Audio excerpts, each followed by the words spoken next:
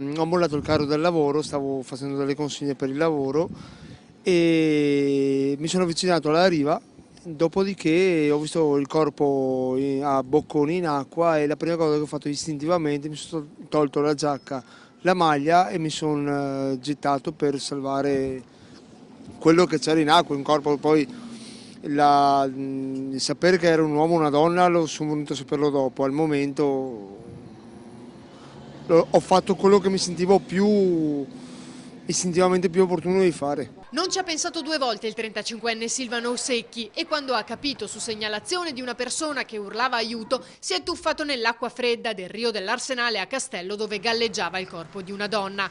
Erano le 6:30 e le difficoltà non sono mancate. Non avevo calcolato la forza della corrente in quel momento e una volta buttatomi in acqua la corrente ha tentato di trascinarmi verso l'esterno della laguna, per cui di conseguenza mi sono aggrappato alla riva e nel tentativo con il sinistro tenendomi alla riva, con il destro di prendere la signora, sono riuscito mollandomi qualche secondo dalla rivetta, quel tanto che basta per riuscire a prendere la giacca della signora e trascinarla a riva. Inizialmente nessun altro si è mosso per aiutarli. Ho dovuto dare un richiamo io vocale molto forte in veneziano, Medena man sì o no?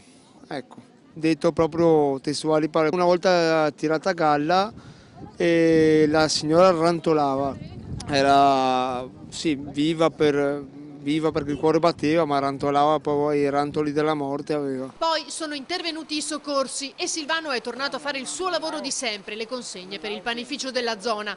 Se non fosse intervenuto, molto probabilmente per la 54enne veneziana non ci sarebbe stato scampo. Penso che la cosa sia spontanea per uno che ha vissuto a Venezia per anni, che è nato in questa città, che ha comunque una cultura diversa dalla terraferma.